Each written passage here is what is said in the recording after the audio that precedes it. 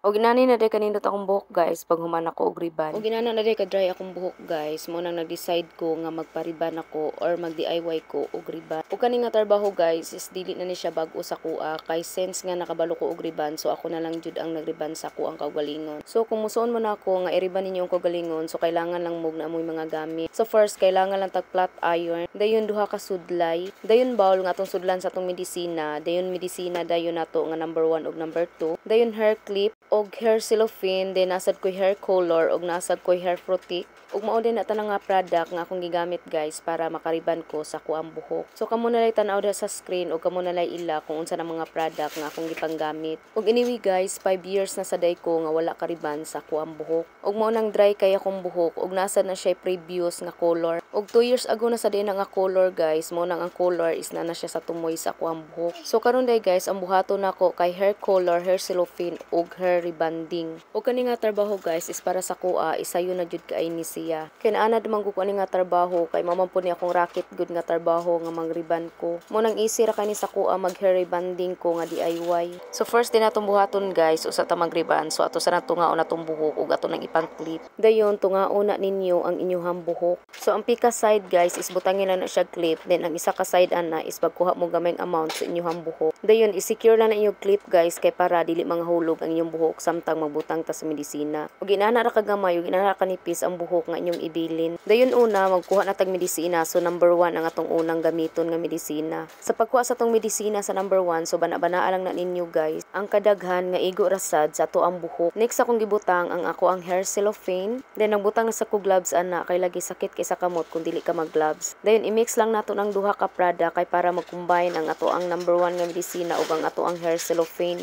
Kay kana mo kong hair cellophane mo unay nagdalag sinaw sa atong buhok pag human nato og riban. Mo nang importante jud na ang hair cellophane guys pag magpariban mo or magriban mo. Sunod ana ako na pong nagkuha na sa ko gamayng amount sa kong buhok kay ako na sana siyang butangan og medisina. Dayon anam-anama lagkuha ninyo iyong buhok guys. Nipisa lang pagkuha kay para tanan jung buhok is atong mabutangan og medisina kay importante kay ang medisina nga number 1. Kay mao jud ay magdalag straight sa atong buhok. Mao nang step by step jud ang pagbutang nato sa ato ang medisina. Ug kailangan sad guys nga ma-secure jud ninyo nga tanang buhok is mabutangan jud siya medisina. Ug dapat gali inana inyong gamiton nga brush kanang nasa screen nga akong gibutang pero ang ako among gud ana is nabili nako dito sa moang bukid. Mo nang akong gigamit karon guys is kanang sudlay nga gagmay ug nipon pero okay ra sad na siya guys kay makabutang man gapon siya medisina. Ug sa pagbutang din yung medisina sa number 1 guys, kailangan 1 inches gikan sa root. Kay para dili hapdos ang inyong anit, kailangan magbilin jud mo 1 inches gikan sa pagbutang ninyo sa iyong medisina. Ug ang pinaka-importante ana guys is balik-balika jud siya butang medisina ug balik-balika po siya sudlay kay para tanang buhok is mabutangan jud nato siya og medisina. Unya lagi kay naamang koy previous nga color so mo nang nabutang kog hair fruity kay para dili siya masunog. Kay kung naamang koy color inyong buhok guys is kailangan jud na inyong butangan og hair protection kay para dili na mag-rubberize ang mga buhok ninyo nga naay color. Kay kani manggong medisina nga number 1 guys is isog jud kaayo ni siya. Mao na kung mag-DIY gali mo then ay hair color inyong buhok so ayo jud mo kalimot og gamit og hair fresh. Then pabuto nato nag 30 minutes taman maluto. Then pag maluto na gali guys inyo kalimti og testing. So sa pag-testing guys is magkuha lang mo og gamayng amount sa buhok then yung inat-inato. So mailhanan niyo gluto na inyong buhok guys kay pag inat pa lang ninyo is mukulot siya or mara siya glastiko nga muinat. Dayon kung okay na inyong buhok og naluto na siya pag testing ninyo. So waswasin na siya maayo nga wala na medisina nga nahabilin sa inyong buhok. Dayon i-blower na ninyo og 100% nga dry.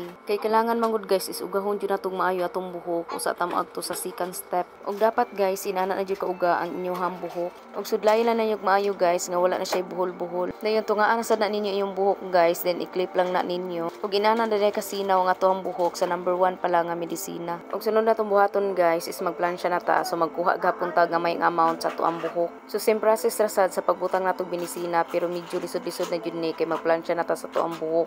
O kailangan sad luto kayo ang ato ang buhok sa tuang pagplansya. Mo nang balik-balika lang ninyo og maayo guys sa pagplansya. Og mahibaw-an man sad nimo nga naluto ng buhok sa pagplansya kay lagi ang imuhang buhok is musinaw siya ug maisa-isa na siya pagkabungkag. Og anyway guys, 320 Fahrenheit di ay ang kainit sa plansya nga akong gigamit. Og take note guys ha, magdepende na sa grano sa inyong buhok kung unsa kainit ang inyong iset sa inyong plansya. Kay kanay man gud ako ang buhok guys is nabutang na gyud siya nga virgin hair kay lagi 5 years na nga wala na riban. Mao nang 320 Fahrenheit ang gigamit nako ang kataas siyang kainit sa plansya. Pero kung naay hair color inyong buhok guys, so pwede ninyo paubusan ang inyong init sa inyong plansya. Kay para dili ma-damage or dili masunog ang inyong buhok. Og inana na rin kasinaw ang ako ang buhok pag human ako plansya.